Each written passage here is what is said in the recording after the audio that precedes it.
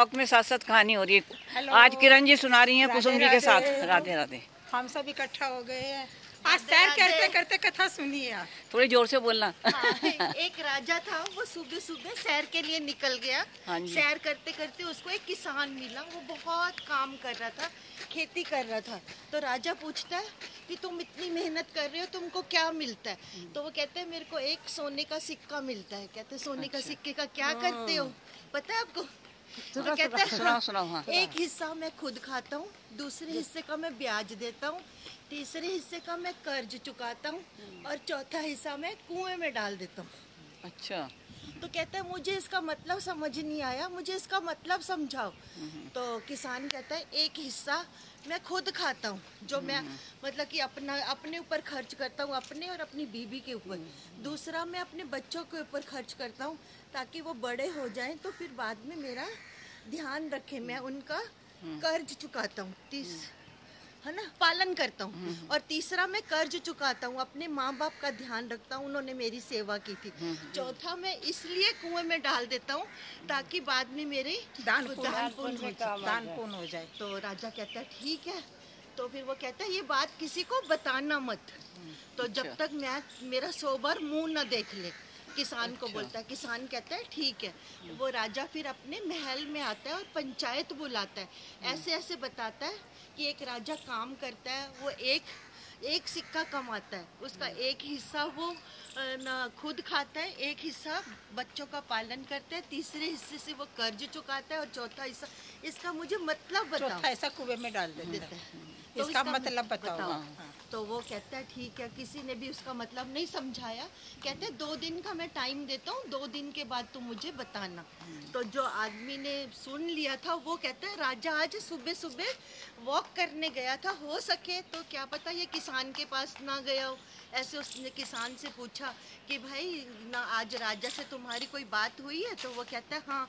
कहता है मुझे इस बात का मतलब बताओ। कहता है मैं इसका मतलब नहीं बता सकता क्योंकि मैंने राजा से प्रॉमिस किया है कि जब तक मैं 100 बार मुंह नहीं देखूं मैं तब तक नहीं बताऊंगा। तो कहता है अच्छा।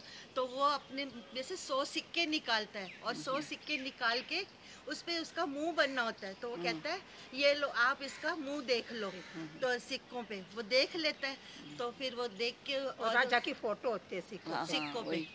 तो वो देख के 100 बार मुंह देख लेता है राजा का। फिर वो कहता तुमने राजा का 100 बार मुंह देख लिया, अब आप इसे मुझे इसका मतलब बताओ।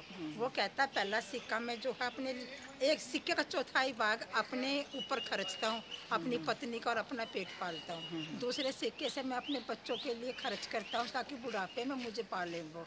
तीसरा मैं अपने माँ बाप पे खर्च करता हूँ, उन्होंने मुझे पाल पलोस के बड़ा किया।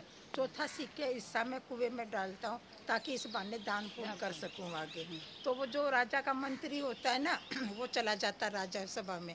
2 दिन बाद फिर सभा लगती है। वो कहता है कि भाई राजा किस किस ने क्या क्या सोचा, कोई नहीं बताता। राजा का वो मंत्री उठता है, कहता कि मैं उसका जवाब दूंगा। कहता दो। कहता कि भी जो सिक्के के 4 हिस्से होते हैं, एक हिस्सा वो अपने पे खर्च करते हैं, दूसरा हिस्सा बच्चों पे खर्च करते हैं, तीसरा हिस्सा माँ बाप पे, चौथा हिस्सा कुएं में डालते हैं ताकि मैं इकट्ठा किया हुआ धन दान पुण्य कर सकूं।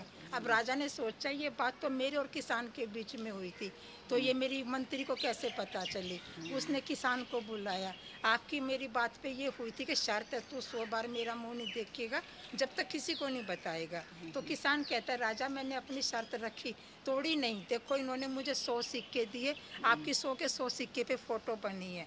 तो इसने मैंने आपका 100 बार मुँह देखा सिक्कों में और मैंने अपना वचन निभाया और किसान इसको आपके मंत्री को सारी बात बताई।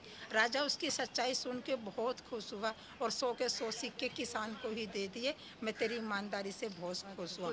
इस कहानी से हमें शिक्षा मिलती है किसान की तरह हम भी थोड़ा थोड़ा सबके लिए निकालें, सबकी सेवा करें, अपनी भी सेवा करें और किसी का कर्जा साथ लेके ना जाए। बोलो राधे कृष्ण भगवान। ये देखो आज चलते चलते हम हमने कथा सुनी है, कहानी सुनी है। हाँ, आज किरण जी ने भी सुनाई है और कुसुम जी ने भी, ये शोभा जी और हम सुनने वाले। Thank you Kiran, Kusum ji. Surprise भी है ना अभी मुझे। हाँ सरप्राइज, वाकई में सरप्राइज है। चलो कल एक और सुनाऊंगी। चलो ठीक है, कितने कथाकार हैं, कितने